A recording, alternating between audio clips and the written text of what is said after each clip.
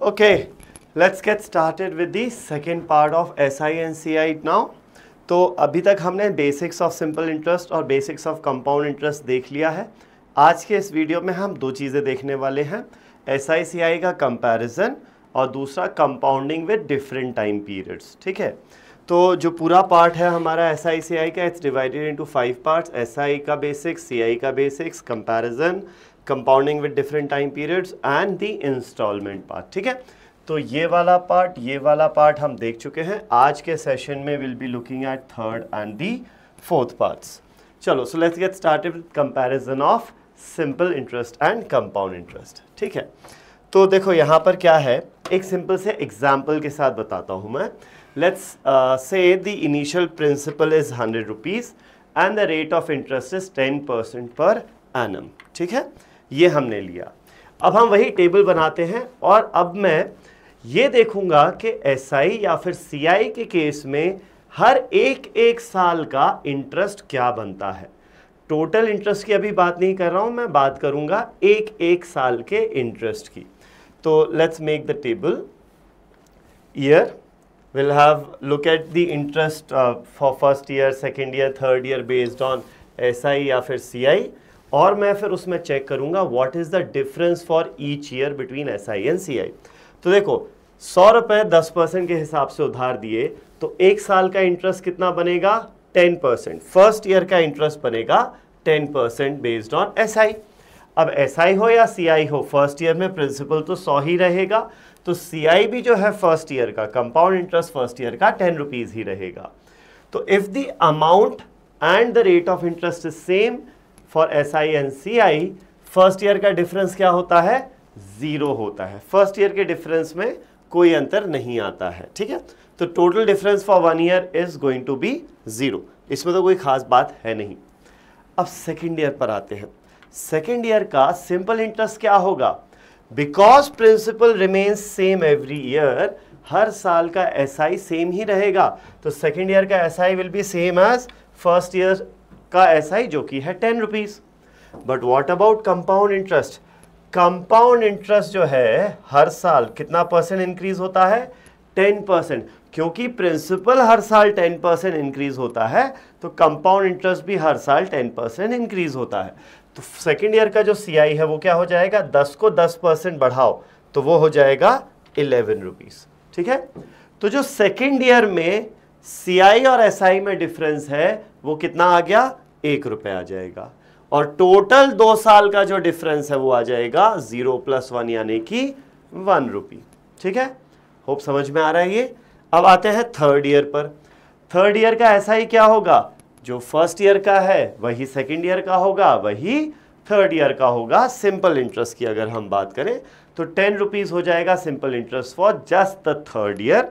What about the compound interest just for the third year? Compound interest तो 10% increase होता है, तो ये हो जाएगा 11 को 10% इंक्रीज करो, 12.1 rupees. This is your compound interest just for the third year. ठीक है, तो difference between CI and SI just for the third year is 2.1 rupees, और टोटल 3 साल का जो डिफरेंस है वो कितना हो जाएगा? 0 + 1 + 2.1 यानी कि 3.1 रुपीज़ हो जाएगा टोटल 3 साल का डिफरेंस। ठीक है, यही चीज़ आप अगर नॉर्मल फॉर्मूले से करते ना तो थोड़ा सा लेंदी पड़ती, स्क्वायर क्यूब्स कैलकुलेट करना पड़ता। यहाँ पर हमने बहुत इजीली कैसे कैलकुलेट किया है, ये बहुत इंपॉर्टेंट है समझना। SI हर साल सेम रहता है, CI हर साल R% से इंक्रीज होता है, हर साल इंक्रीज होता है R% से। ठीक है, तो चलो इसी चीज़ को अब जनरलाइज करते हैं इन टर्म्स ऑफ वेरिएबल्स। ठीक है, तो if P rupees is lent at 10% per annum, इसको एक काम करो, ये 100 नहीं, ये होना चाहिए था P इज लेंट एट 10 नहीं, R% per annum. P rupees अगर R% पर एनम के हिसाब से उधार दिया है तो पहले साल का इंटरेस्ट क्या हो जाएगा? P का R% यानी PR/100। इसको हम मान लेते हैं X है, बार बार ना लिखना पड़े इसीलिए इसको मैंने X मान लिया। ठीक है, अब वही टेबल फिर से बनाते हैं, बट अब वैल्यूज ना आके वेरिएबल के टर्म्स में आंसर आएगा। तो फर्स्ट ईयर का जो इंटरेस्ट है वो कितना हो जाएगा? पी आर बाय 100, पी का R% जो कि है x। तो जो फर्स्ट ईयर का इंटरेस्ट SI में है वही CI भी होगा, ठीक है। Same P rupees is lent at R% per annum, लेकिन दो अलग अलग हिसाब से हम कैलकुलेट कर रहे हैं, SI के बेसिस पे और एक CI के बेसिस पे कैलकुलेट कर रहे हैं, ठीक है। तो फर्स्ट ईयर का जो डिफरेंस है वो हो जाएगा 0 and the total difference is obviously 0, ठीक है। अब आओ सेकेंड ईयर पे। सेकेंड ईयर का जो SI है वो तो सेम रहेगा, तो ये हो जाएगा x, लेकिन सेकेंड ईयर का जो CI है, कंपाउंड इंटरेस्ट है, वो क्या होगा, R% से इंक्रीज करेगा, it will increase by R%। तो ये कितना हो जाएगा, x को R% इंक्रीज करो CI के बेसिस पे, तो x into 1 plus R by 100, ये हो जाएगा compound interest just for the second year, सिर्फ और सिर्फ सेकेंड ईयर का कंपाउंड इंटरेस्ट हो जाएगा। तो अगर मैं डिफरेंस कैलकुलेट करूं इन दोनों का, डिफरेंस कितना आएगा, देखो ये जो है इसको पूरा ओपन करेंगे तो ये आएगा x into 1x plus x into R by 100, ये आ जाएगा। अब compound interest minus simple interest करोगे तो x कैंसिल आउट हो जाएगा, ये आ जाएगा x इंटू R बाय 100, ठीक है। और x की वैल्यू क्या है, PR बाय 100, तो x की जगह मैं रख दूं PR बाय 100, तो effectively PR square upon 100 square बन जाएगा ये, ठीक है। तो सेकेंड ईयर में जो कंपाउंड इंटरेस्ट और सिंपल इंटरेस्ट का डिफरेंस है वो कितना है, PR स्क्वायर बाय 100 स्क्वायर है, और टोटल 2 साल का जो डिफरेंस है वो कितना हो जाएगा, इन दोनों को ऐड कर दो, this becomes PR square by 100 square, ठीक है। सिंपल सी चीज़ है, देखो ज़्यादा कुछ कॉम्प्लिकेटेड है नहीं, ऑल्दो वेरिएबल के टर्म्स में मैंने करवाया है, लेकिन आपको फॉर्मूलेज याद करने की जगह या रटने की जगह try to always do this the logical way. What is the logical way, compound interest simple interest हर साल सेम रहता है, कंपाउंड इंटरेस्ट हर साल R% से इंक्रीज होता है। बट अगर ये फॉर्मूला अगर आपको याद हो तो अच्छा है, क्योंकि कई बार ऐसा होता है कि 2 साल का डिफरेंस दिया होता है या निकालना होता है, तो वो आप इजीली निकाल सकते हो यूजिंग दिस फॉर्मूला, ठीक है। आगे बढ़ते हैं, कुछ एग्जांपल्स देखते हैं आप। If the sum was lent, कुछ सम है, it was lent at 10% per annum for 2 years with interest being compounded annually, ठीक है। It would fetch 1800 more than it would have fetched if it was lent at the same rate of SI। तो total 2 साल का, for total 2 years CI और SI में जो difference है, अच्छा अमाउंट में डिफरेंस दिया है, पहली बात तो amount due in 2 years for 2 years in case of CI and amount due in 2 years based on SI, ये जो डिफरेंस है ना, ये दिया हुआ है हमें कितना, 1800। CI के बेसिस पे, बेस्ड ऑन CI 1800 रुपए ज्यादा मिल रहे हैं, अगर वही अमाउंट SI के बेसिस पे देते तो उसकी बजाय। तो देखो अमाउंट ड्यू क्या होता है, amount due in case of CI for 2 years and in case of SI for 2 years, amount due होता है principal plus the total interest in case of CI for 2 years, ये हो गया amount due in case of CI for 2 years। Amount due in case of SI क्या होता है, principal plus the total interest for 2 years in case of SI, ठीक है, ये हो गया 1800। Make sense right. Amount due क्या होता है, प्रिंसिपल प्लस टोटल इंटरेस्ट होता है।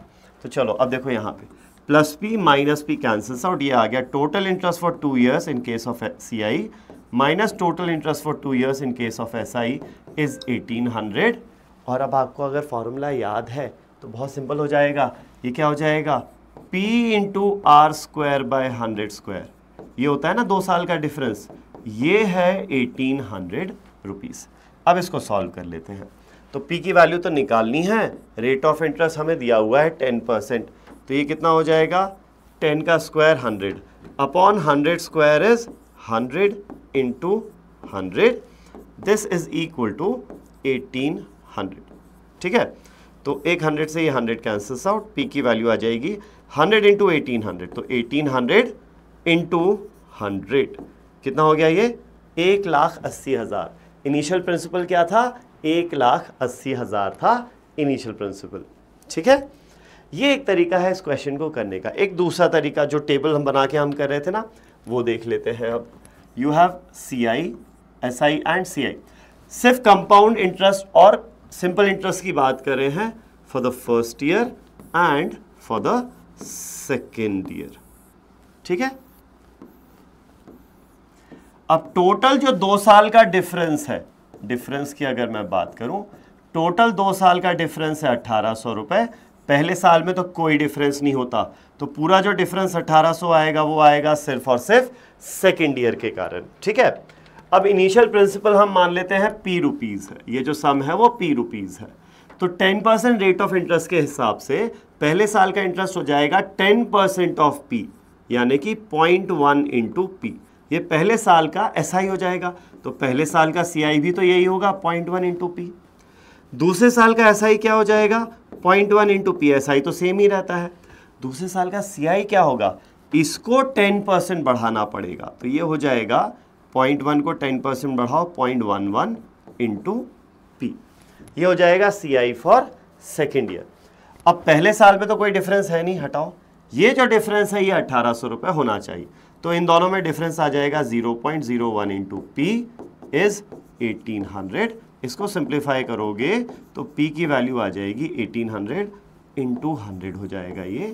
ये हो गया इनिशियल प्रिंसिपल। इनिशियल प्रिंसिपल कितना है 1,80,000 इज द इनिशियल प्रिंसिपल, ठीक है।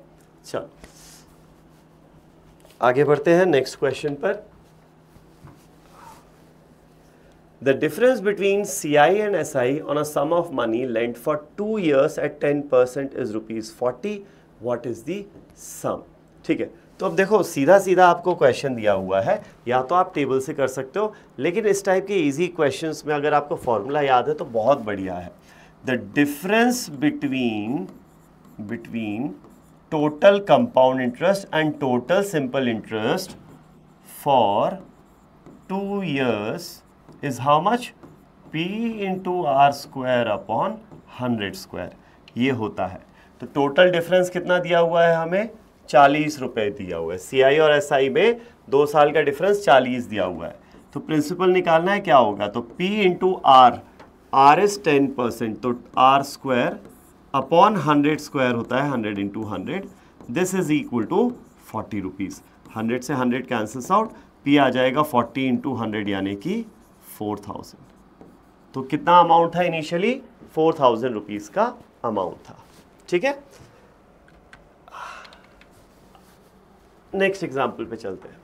Difference between CI and SI at the end of 2 years on a certain sum at 4% is 500, तो ये भी यही हो गया P into R square, 4 square 16 upon 100 square is equal to 500 rupees, ठीक है। 2 साल का जो डिफरेंस है वो 500 रुपीज़ है, तो P की वैल्यू देखो क्या हो जाएगी 500 इंटू 100 इंटू 100 डिवाइडेड बाय 16, 16 होता है 4 इंटू 4, 100 जाएगा 4 से 25 टाइम्स, 100 जाएगा 4 से 25 टाइम्स, 25 इंटू 25 625 होता है, 625 इंटू 5 3125 होता है, 3125 और ये 2 जीरोज और लगा दो, तो ये कितना आ गया 3,12,500 रुपए का प्रिंसिपल आ गया, ठीक है। आगे बढ़ते हैं नेक्स्ट एग्जाम्पल पर। क्या है यहाँ पर, if SI for 2 years on a certain sum is 1240 and CI just for the second year on the same sum at the same rate and the same sum is, अच्छा same sum 2 बार हो गया, कोई बात नहीं, इस 1190। तो second year का जो CI है वो 1190 दिया हुआ है। What is the initial principal? Initial principal क्या था ये बताना है। तो अब आप इसको फॉर्मूले से कर सकते हो, बट उसमें स्क्वायर्स वगैरह आ जाएंगे। फॉर्मूले से ना जाके इसका बहुत सिंपल सा स्ट्रेट फॉरवर्ड तरीका देख लेते हैं।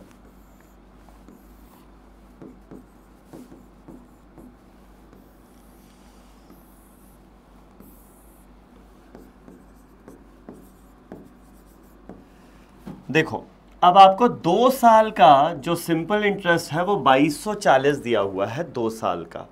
तो हमें पता है SI हर साल सेम रहता है, तो अगर 2 साल का 2240 है तो 1 साल का इसका आधा हो जाएगा 1120।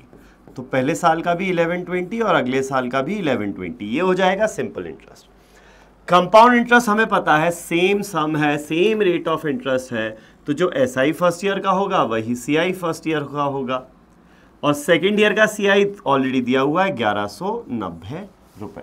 ठीक है, चलो डिफरेंस की जरूरत ही नहीं थी यहाँ पे, ये तो खैर हटाई दो। अब क्वेश्चन में हमसे पूछा है what is the initial principal. चलो वो निकालेंगे इनिशियल प्रिंसिपल तो बाद में, लेकिन पहले ये समझो कंपाउंड इंटरेस्ट हमें पता है हर साल क्या होता है, R% से इंक्रीज करता है हर साल, it increases by R% every year. तो 1120 को R% इंक्रीज करेंगे तो ये आ जाएगा 1190। देयरफॉर रेट ऑफ इंटरेस्ट क्या होगा, the increase of 70 divided by base of 1120 into 100%। ठीक है, तो 0 कैंसल्स आउट, ये जाएगा 1616 टाइम्स 100 बाय 16, 4 से कैंसिल आउट करोगे 25/4%। रेट ऑफ इंटरेस्ट कितना आ गया, 25/4% आ गया। लेकिन रेट ऑफ इंटरेस्ट भी नहीं पूछा है, पूछा क्या है, प्रिंसिपल है। प्रिंसिपल कैसे निकलेगा, वेरी सिंपल, जो फर्स्ट ईयर का इंटरेस्ट है वो कितना है, 1120 है, तो ये जो 1120 फर्स्ट ईयर का इंटरेस्ट है वो क्या होगा, प्रिंसिपल इनिशियल सम का R%, R% यानी 25/4/100, तो ये हो जाएगा 4/100। ठीक है, तो 100 जाएगा 25 से 4 टाइम्स, करेक्ट। तो P की वैल्यू हो जाएगी 1120 इंटू 4 इंटू 4, तो ये हो जाएगा 4480 into 4 which is equal to P। तो P की वैल्यू आ जाएगी 03291 17920। इनिशियल प्रिंसिपल क्या था, 1790 था। कोई भी स्क्वायर्स वगैरह कुछ नहीं करना पड़ा अगर हम टेबल के तरीके से सोचते हैं तो। ठीक है, चलो आगे बढ़ते हैं। Rohit borrowed 5,000 at 20% per annum under SI and immediately gave it to Amit at 20% per annum at CI. What does he gain at the end of 3 years? ठीक है ठीक है ठीक है ठीक है ठीक है, SI CI rate of interest वही है 2020। ठीक है, एक CI के केस में और एक SI के केस में है। चलो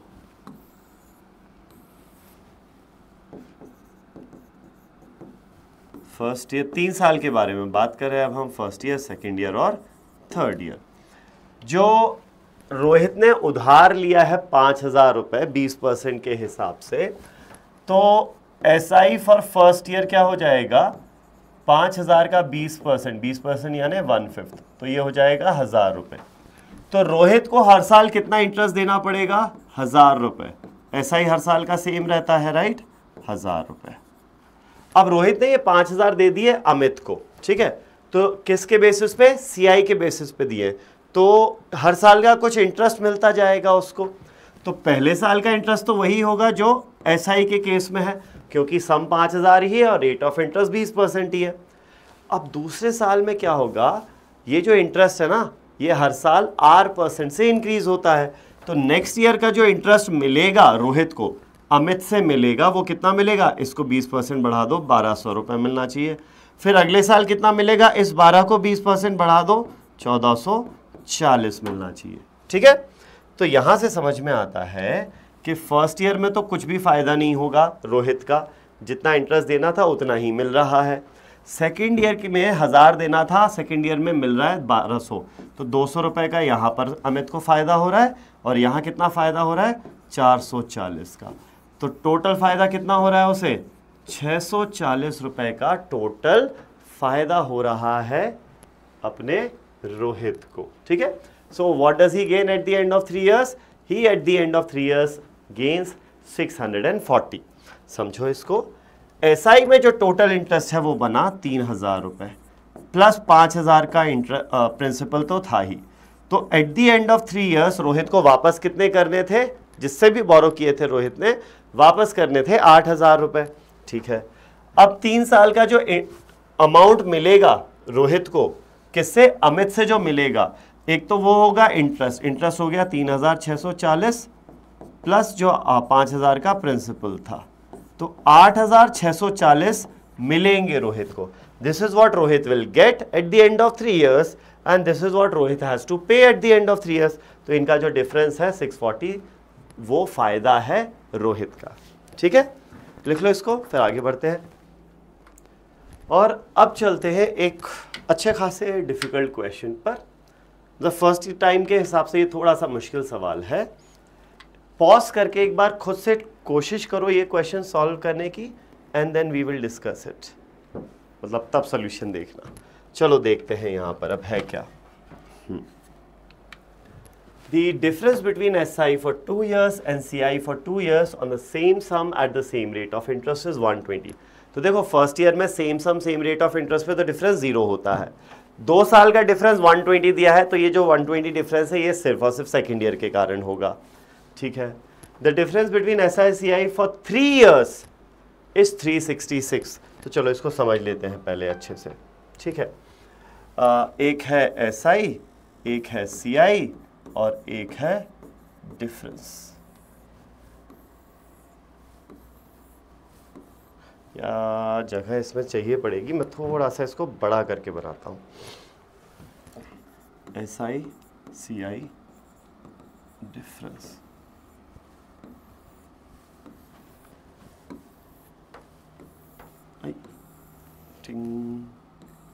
फर्स्ट ईयर हो गया, second and third year, first second year and we have third year. ठीक है, अब एक एक करके इसमें मैं लिखते जाऊंगा हर साल कितना SI या CI मिल रहा है। तो देखो अच्छा, before we write the difference, देखो ये क्या दिया हुआ है कि difference between SI and CI for 2 years is 120। 2 साल का डिफरेंस 120 है for the same sum at the same rate of interest. अब हमें पता है for the same sum same rate of interest पहले साल का जो SI होता है और पहले साल का जो CI होता है वो तो सेम होता है। ये दोनों सेम होंगी वैल्यूज, तो डिफरेंस तो होगा क्या, 0। ये जो 2 साल का डिफरेंस 120 आएगा वो सिर्फ और सिर्फ सेकेंड ईयर के कारण आएगा। ठीक है, पहली चीज। अच्छा, difference between SI for 3 years and CI for 3 years is 366 rupees. तो अब वो टोटल SI 3 साल का और टोटल CI 3 साल का ये जो डिफरेंस है वो 366 है। 3 साल का टोटल डिफरेंस है 366 रुपए। 120 तो 2 साल के कारण है, तो सिर्फ तीसरे साल के कारण कितना होगा, 366 माइनस 120 यानी कि 246 हो जाएगा। टोटल जो 3 साल का डिफरेंस है 366 था, उसमें से 120 पहले 2 साल के कारण है, तो सिर्फ और सिर्फ थर्ड ईयर में 246 का डिफरेंस आएगा। ठीक है, ये हो गया। अब आते हैं कि भाई निकालना क्या है, यहां पर निकालना है rate of interest. What is the rate of interest? So let's say x is the interest for first year, x is the interest for first year. अब सेम सम है, सेम रेट ऑफ इंटरेस्ट है, तो first year का interest जो SI में होगा वही CI में भी होगा, सिंपल सी बात है। अच्छा, SI में हर साल रेट ऑफ इंटरेस्ट सेम रहेगा, तो सेकेंड ईयर का भी SI x होगा और थर्ड ईयर का भी SI क्या होगा, x ही होगा। ये तो बहुत सिंपल सी चीज़ हो गई। अब यहाँ पर आते हैं मेन पार्ट पर, रेट ऑफ इंटरेस्ट कैसे निकलेगा उस पर देखो। अब CI जो है सेकेंड ईयर का वो क्या होता है, R% इंक्रीज होता है हर साल, इजंट इट? तो जो सेकेंड ईयर का CI होगा वो होगा फर्स्ट ईयर का CI प्लस इसका R%, x का R%, x into 1 plus R by 100, वही चीज है, करेक्ट? तो ये हो गया सेकेंड ईयर का CI और ये जो डिफरेंस है इन दोनों में वो कितना है, 120 है। तो इसमें और डिफरेंस कितना है, इसमें से x माइनस करोगे तो बचेगा XR बाय 100। तो यहां से आएगा x into R by 100 is equal to 120 rupees. ठीक है, x into R by 100, x का R% कितना है, 120 रुपीज है। फाइन, चलो नेक्स्ट जो है, अब देखो ये हो गया x प्लस 120 रुपीज। तो मैं इस XR बाय 100 को मिटाकर लिख देता हूं x प्लस 120। XR बाय 100 की वैल्यू 120 है ना, तो ये हो गया x प्लस 120 रुपीज। अब नेक्स्ट ईयर का CI क्या होगा, नेक्स्ट ईयर का CI फिर से R% बढ़ेगा, तो इसको r% बढ़ाओगे तो x प्लस 120 तो मिलेगा ही, प्लस x प्लस 120 का r% इसमें और ऐड हो जाएगा। तो ये क्या हो जाएगा, ये हो जाएगा थर्ड ईयर का compound interest. This is third years compound interest. तो फिर यहां पर अगेन इन दोनों का जो डिफरेंस है वो कितना है, 246 रुपीज है इन दोनों का डिफरेंस। करेक्ट, तो चलो वो लिख लेते हैं। तो थर्ड ईयर का compound interest is x plus 120 plus this into r by 100, तो x इंटू r बाय 100 आएगा एक, तो प्लस 120 इंटू r बाय 100 आएगा। ये थर्ड ईयर का कंपाउंड इंटरेस्ट हो गया, माइनस थर्ड ईयर का सिंपल इंटरेस्ट। ये जो डिफरेंस है ये है 246 रुपीज। ठीक है, तो देखो plus x minus x cancels out, x into r by 100 इसकी वैल्यू तो 120 है, तो 120 प्लस 120 ये हो गया 240 plus 120 r by 100 is equal to 246 rupees. तो यहां से आ जाएगा 120 into r by 100 is 6 rupees. So this effectively gives us r is equal to 600 by 120, यानी r is equal to what, 5%। r की वैल्यू कितना हो जाएगी, 5% हो जाएगी। तो रेट ऑफ इंटरेस्ट निकालना था हमें, यहाँ पर रेट ऑफ इंटरेस्ट कितना आ गया हमारा, 5% आ गया। ठीक है, तो ये हो गया हमारा first part of this video, जहां पर हम बात कर रहे हैं SICI के कंपैरिजन की in the sense difference between the interest for each year, first year, second year, third year and so on. Generally इससे ज़्यादा का आता नहीं है, थर्ड ईयर से ज़्यादा का आता नहीं है, क्योंकि वो फिर बहुत ज़्यादा ही कैलकुलेशन हो जाता है। ठीक है, इस क्वेश्चन को अगर आप फॉर्मूले से करते तो स्क्वायर क्यूब्स आते हैं, उसके फॉर्मूलेस लगाने पड़ते, बहुत ज़्यादा टीडियस हो जाता। सॉल्व तो हो जाता लेकिन बहुत टीडियस हो जाता। ये जो कंपैरिजन टेबल अगर आप बना के करोगे तो बहुत इजीली सॉल्व हो जाता है ये। ठीक है, चलो अब पढ़ते हैं नेक्स्ट पार्ट की तरफ। जो नेक्स्ट पार्ट है हमारा वो है compounding with different time periods. इसका क्या मतलब हुआ, compounding with different time periods? Normally जो हमारा इंटरेस्ट कैलकुलेशन हम करते हैं वो ईयरली बेसिस पर करते हैं, आफ्टर एवरी ईयर करते हैं। लेकिन ज़रूरी नहीं है कि interest calculation after every year ही हो। इंटरेस्ट कैलकुलेशन अलग अलग टाइम पीरियड्स में भी हो सकता है। इंटरेस्ट कैलकुलेशन हो सकता है हर 6 महीने में, हर 3 महीने में, हर महीने में भी हो सकता है। इनफैक्ट जब आप लोन लेते हो बैंक से तो जो इंटरेस्ट कैलकुलेशन होता है ना वो मंथली बेसिस पे होता है। EMI बोला जाता है ना, इक्वल मंथली इंस्टॉलमेंट। तो इंटरेस्ट कैलकुलेशन मंथली बेसिस पे किया जाता है वहाँ पर। ठीक है, तो देखते हैं कि अगर इंटरेस्ट कैलकुलेशन का टाइम पीरियड चेंज हो जाएगा तो किस तरीके से फ़र्क पड़ेगा। तो पहले हम देखते हैं कंपाउंड इंटरेस्ट का केस। ठीक, तो let's say if you borrow 1000 rupees at the rate of 40% per annum for 1 year, तो अगर सीधा साल के एंड में इंटरेस्ट कैलकुलेट करेंगे, एनुअली इंटरेस्ट कैलकुलेट करेंगे, मतलब सीधा साल के एंड में करेंगे, तो ये 1000 रुपए की वैल्यू एक साल के बाद कितना बन जाएगी, एक साल का इंटरेस्ट 40% है, तो 40% बढ़ेगी तो ये कितना हो जाएगी, 1400 हो जाएगा। सिंपल सा है, इतना तो हमें इजीली समझ में आता है। लेकिन अगर मैं कंपाउंडिंग हाफ ईयरली करूं, if the compounding is done half yearly मतलब आधे आधे साल में करें कंपाउंडिंग, यानी हर 6 महीने में कंपाउंडिंग करें। व्हेन आई से कंपाउंडिंग करें मतलब इंटरेस्ट कैलकुलेशन करें हर 6 महीने में, तो क्या होगा, अब 1000 रुपए का पर 2 बार सक्सेसिवली इंटरेस्ट कैलकुलेशन होगा, पहले 6 महीने में फिर उसके बाद 6 महीने में। और कंपाउंड इंटरेस्ट जो होता है ये सक्सेसिव परसेंटेज चेंज का एप्लीकेशन होता है, हमें पता है।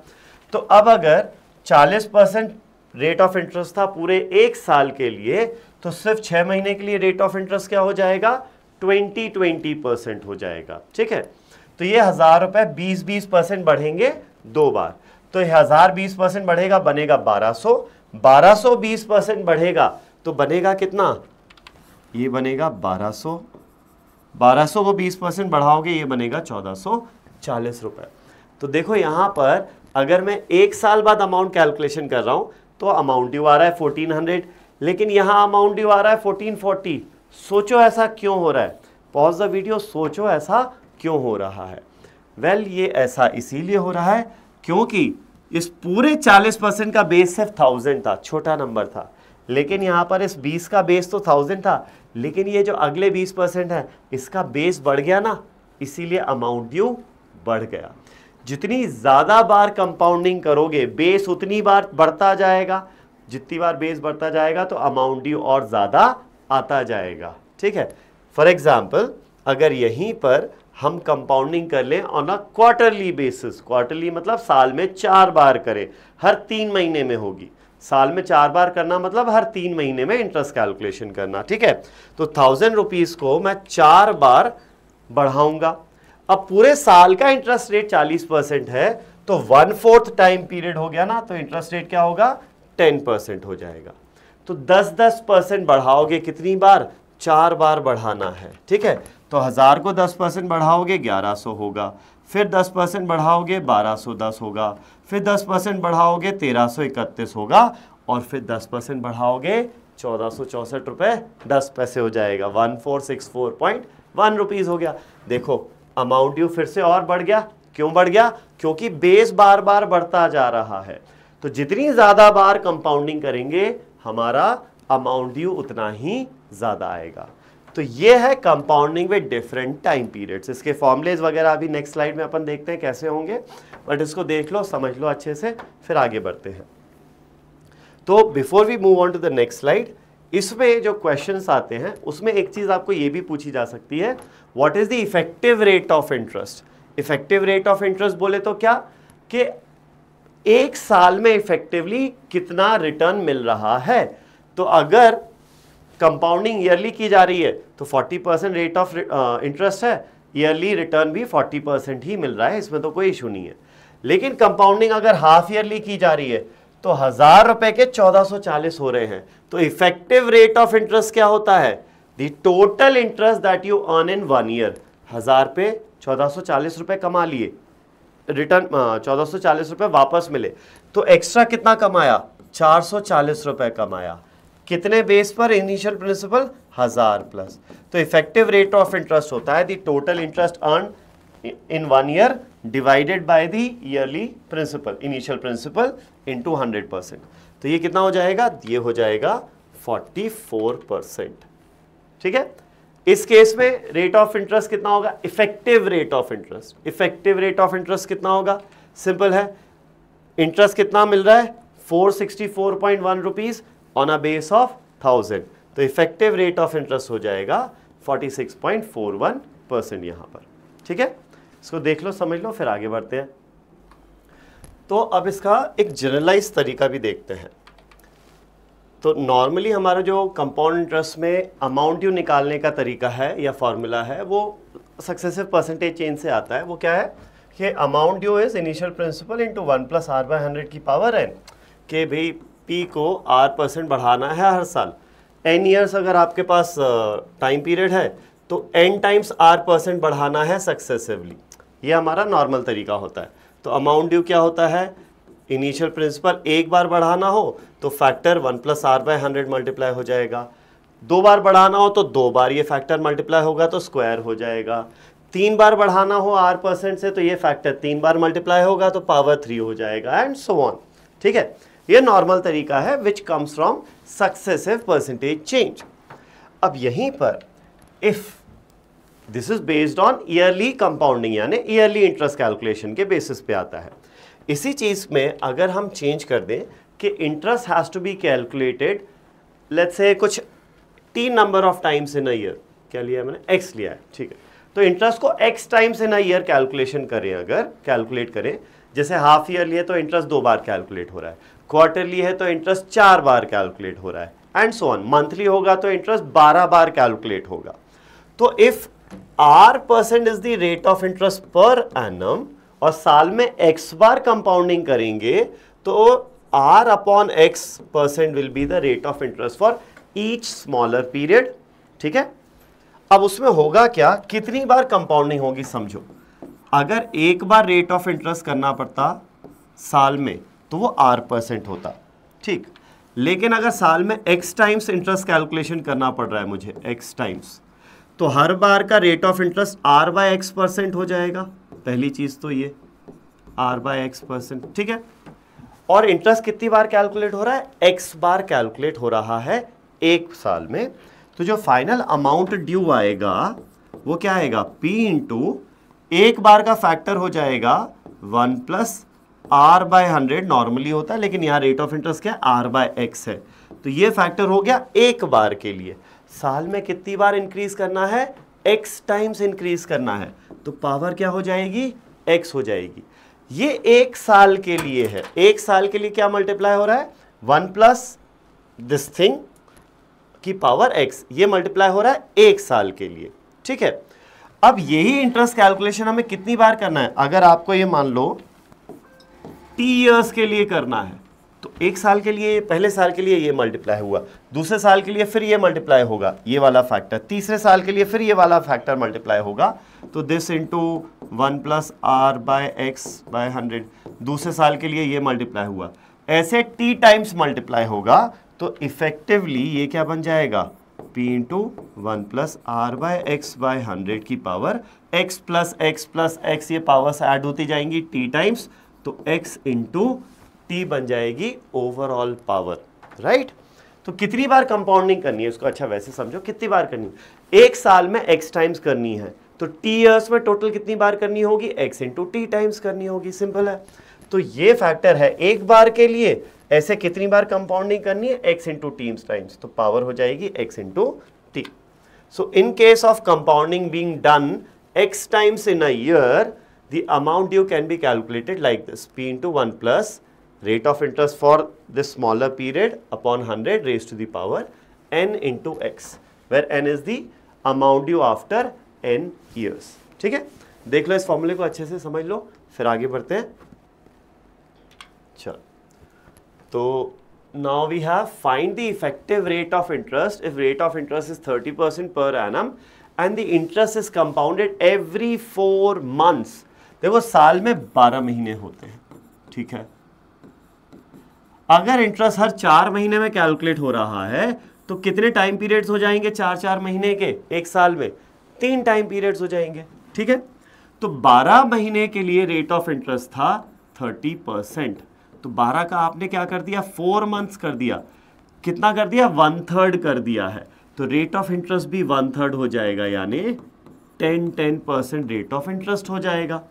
तो अब अगर आपने मान लो 1000 रुपये उधार लिए थे और इसको आप 10% के हिसाब से साल में 3 बार इंक्रीज करोगे, तो फाइनल अमाउंट ड्यू आ जाएगा 1331, है ना। 1000 इंटू 1.1 का फैक्टर बनेगा, पावर 3 बनेगा, तो एक साल के बाद अमाउंट ड्यू ये आ गया 1331। तो effective rate of interest, effective rate of interest क्या हो जाएगा, 331 रुपीज़ का आपने इंटरेस्ट अर्न किया on a base of 1000 into 100%, तो ये हो गया 33.1%। इफेक्टिव रेट ऑफ इंटरेस्ट कितना हो गया, 33.1% हो गया, ठीक है। बहुत सिंपल सी चीज़ है, अगर तुम्हें सक्सेसिव अच्छे से समझ में आता है तो इसमें बिल्कुल दिक्कत नहीं होगी, ओके। आगे बढ़ते हैं, नेक्स्ट एग्जाम्पल देखते हैं। If I borrow money at 5% per annum payable yearly and lend it immediately at 7% per annum payable half yearly receiving compound interest for the second half and so on, compound interest के basis पे calculation करना है, and thereby at the end of the year I gain 636.75, what was the sum of money which I borrowed? तो let's say the amount that I borrowed is p rupees, principal जो है ना initially वो p rupees मान लेते हैं, मैंने बोरो किया किस हिसाब से, 5% पर एनम के हिसाब से एक साल के लिए, ठीक है। तो यहाँ पर अमाउंट ड्यू जो है मेरा वो कितना हो जाएगा, P को मैं 5% इंक्रीज करूँगा, तो amount that I have to pay, amount that I have to pay will be P into 1.05, 5% बढ़ा दो बस इसको, एक साल का है 5। इसके बाद क्या है, I lent this amount at 7% per annum payable half yearly, तो एक साल के बाद फिर अमाउंट जो मुझे मिलेगा, amount that I get will be how much. अब देखो 7% तो एक साल का था, लेकिन हाफ ईयरली है, तो एक 6 मंथ्स के पीरियड के लिए रेट ऑफ इंटरेस्ट क्या हो जाएगा, 3.5% हो जाएगा, करेक्ट।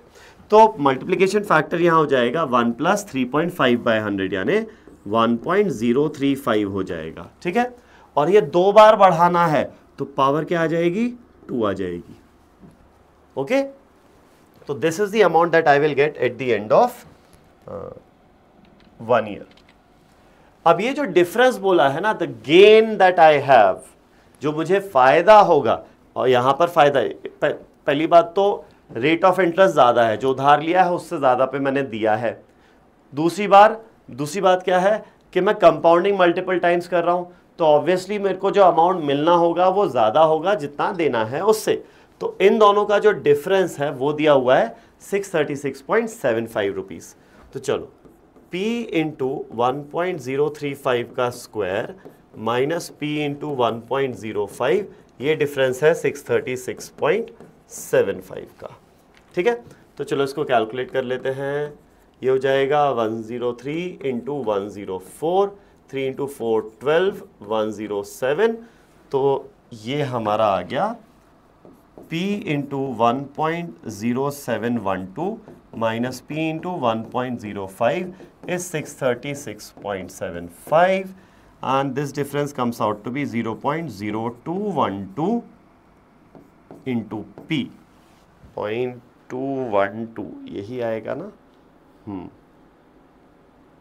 312 104 प्लस 3, ठीक है, माइनस दिस थिंग, तो ये आ जाएगा 636.75।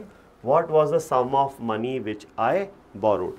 तो P की वैल्यू यहाँ से आ जाएगी 63675 अपॉन 0.0212, तो 212 तो ये हो गया 1 2 3 4 बार 10 की पावर 4 से ये मल्टीप्लाई कर दो, तो ये हो जाएगा आपका, ये जाएगा इससे 3 टाइम्स, ठीक है। फिर ये इफेक्टिवली 0 हो जाएगा इंटू 1000, 30,000 आ जाएगा इफेक्टिवली। ये तो 300 हो गया, 300 इंटू, अच्छा 0.75 भी तो था ना, ये पॉइंट था यहाँ पर, ये था 0.75, तो इफेक्टिवली ये पूरा जाएगा, इफेक्टिवली ये 3 हो गया। 3 into 10,000, this comes out to be 30,000, approximately this comes out to be 30,000, hence the answer here will be option B, 30,000 rupees। अच्छा, इसमें एक स्लाइड चीज़ मैंने मिस कर दी है, जस्ट वेट।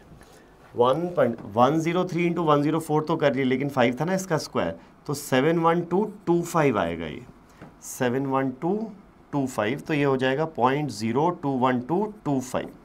इसको थोड़ा सा फिर से लिख लेते हैं, ये हो जाएगा दिस माइनस दिस इज 0.021225, ये हो जाएगा। हाँ, तो यहाँ नीचे ये 25 भी आएगा, तो इफेक्टिवली ये हो जाएगा 3 टाइम्स, राइट। ये पूरा इससे जाएगा 3 टाइम्स इंटू 10,000 हो ही जाएगा। 0.2 इधर रहेगा, ये इधर जाएगा, फिर 1 2 3 4 5 6, 1 2 3 4 5 6 जीरोस मल्टीप्लाई, बेसिकली वो देख लेना डेसिमल्स। तो इसको जब 0.021225 से डिवाइड करोगे 30,000 एग्जैक्टली आंसर आ जाएगा, अप्रॉक्स भी नहीं आएगा, एग्जैक्टली आएगा। यहाँ पर I missed out this 25 because of this, वो अप्रॉक्सीमेशन लग रहा था, बट ये आंसर आ जाएगा 30,000 एग्जैक्टली, ठीक है। तो यहाँ पर बिकॉज कंपाउंडिंग 2 बार हो रही है साल में, इसीलिए हमने जो फैक्टर निकलेगा, पहली बात तो फैक्टर निकलेगा 1.035 एंड नॉट 1.07, और 2 बार कंपाउंडिंग करेंगे तो पावर 2 हो जाएगा, ठीक है। आगे बढ़ते हैं हम। Next question is, in how many years will the sum of 800 at 10% compounded semi annually मतलब वही हाफ ईयरली हो गया, बिकम्स 926.10। कितने साल में कंपाउंडिंग अगर मैं हाफ ईयरली करूं तो 800 रुपए इतने बन जाएंगे। तो देखो, amount due after n years will be how much, initial principal जो भी है 800 इंटू 1 प्लस, अच्छा 10% रेट ऑफ इंटरेस्ट साल का है, तो हाफ ईयरली कितना होगा, 5% हो जाएगा, तो 1 + 5/100 रेज़ टू दी पावर। अब साल में कंपाउंडिंग सेमी एनुअली हो रही है, मतलब साल में 2 बार हो रही है, और ऐसे 10 ईयर्स के बाद का निकालना है तो 2 की पावर, इसकी पावर 2 इंटू एन, ये हो जाएगा amount due. And this amount due should be equal to how much, 926.10। ठीक, इसको सॉल्व कर लेते हैं। चलो, तो ये आ गया 1.05 की power 2n is equal to 926.10 divided by 800। तो 100 से तो ये डेसिमल इधर शिफ्ट हो जाएगा और फिर इसको 8 से डिवाइड करते हैं। 1.112 इज़ 1, बचेगा 4, 5 बचेगा 6, 1 7 ज़ा 50, एक मिनट, 9261 को 8 से डिवाइड करेंगे, 112, ये आ जाएगा 1, फिर 46, 5 40 जाएगा, बचेगा 6, 1, 8 7 ज़ा 56, बचेगा 5 0। तो ये तो अप्रॉक्सीमेशन करना पड़ेगा इसमें, हाउ मेनी ईयर्स, 926.10 ही है ना। तो 9.2610 अपॉन 800,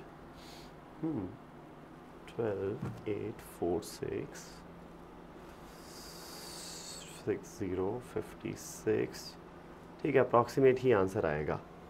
1.157, 7 के बाद 56 के बाद 50 आ रहा है, तो 7 फिर से 6 आ जाएगा, 1.1576 ये आ जाएगा। ठीक है, इसको एक काम करो और थोड़ा सा बढ़ा ही लो, 6 हो गया तो ये बचेगा फिर कितना, 20, तो 2 ज़ा 16 हो जाएगा, बचेगा 405, तो पूरा ये आएगा 1.157625, इतना आ जाएगा। ठीक है, थोड़ा सा कैलकुलेशन लगेगा इसमें। तो 1.05 rays to the power 2n, ये आ रहा है 1.157625, इतना आ जा रहा है। ठीक है, तो 1.05 की कौन सी पावर होगी जिससे हमें मिलेगा 1.157625? तो यहाँ पर समझो 1.05 का स्क्वायर कितना होगा, 1.1025, इसकी पावर n, पावर 2 था ना, पहले तो स्क्वायर कर दिया, 1.1025 की पावर n इज 1.157625 आना चाहिए। तो बेस अगर मैं 1.1025 बनाना चाहूँ यहाँ पर, और एक काम करो, ये तो थोड़ा सा गलत अप्रोच यूज़ कर लिया हमने इस क्वेश्चन में, क्योंकि बहुत ज़्यादा डेसिमल्स वगैरह आ रहे हैं। तो डेसिमल्स ना लेके can I do it in simple fractions, क्या मैं इसको फ्रैक्शन में कर सकता हूँ? तो वैसे करते हैं। फ्रैक्शन में क्या है, कैलकुलेशंस फिर भी ज़्यादा ईजिली होती हैं। तो लेट्स डू दैट, इसको पूरा हटा के फ्रैक्शन में करते हैं। देखो कैसे, तो अमाउंट ड्यू चाहिए 926.10 which should be equal to 800 into 1 + 5/100 की पावर 2n हो जाएगा। ठीक है, 800 को नीचे लेके आते हैं, तो ये 9261 अपॉन 800 इंटू 10, ऊपर नीचे 10 से मल्टीप्लाई कर दिया, ये हो गया। ठीक है, दिस इज इक्वल टू 1 + 5/100, ये है 1/20, तो 1 + 1/20 is 21/20 whole raise to the power 2n हो जाएगा। ठीक है, अब समझो इतना, 20 की क्या पावर हो जो 8000 आएगी, तो 20 की पावर 2 होता है 400 और 20 क्यूब हो जाएगा कितना, 8000। तो 20 की पावर 3 होने पर ये 8000 आएगा, तो 21 की पावर 3 क्या 9261 आएगा? एक बार चेक कर लो, 21 स्क्वायर होता है 441, इसमें इंटू 21 अगर कर दें तो ये हो जाएगा 882, so this comes out to be 9261। तो 21 क्यूब होता है 9261, तो ये जो लिखा है ना, ये क्या लिखा है इफेक्टिवली, ये लिखा है 21/20 की पावर 3 लिखा हुआ है। तो यहाँ से समझ में आता है 2n कितना हो गया, 2n की वैल्यू हो गई 3, तो n कितना हो जाएगा 3/2। तो कितना साल लगेगा अमाउंट 926.10 होने पर? इसमें लगेगा 1.5 ईयर्स, 3/2 इज 1.5।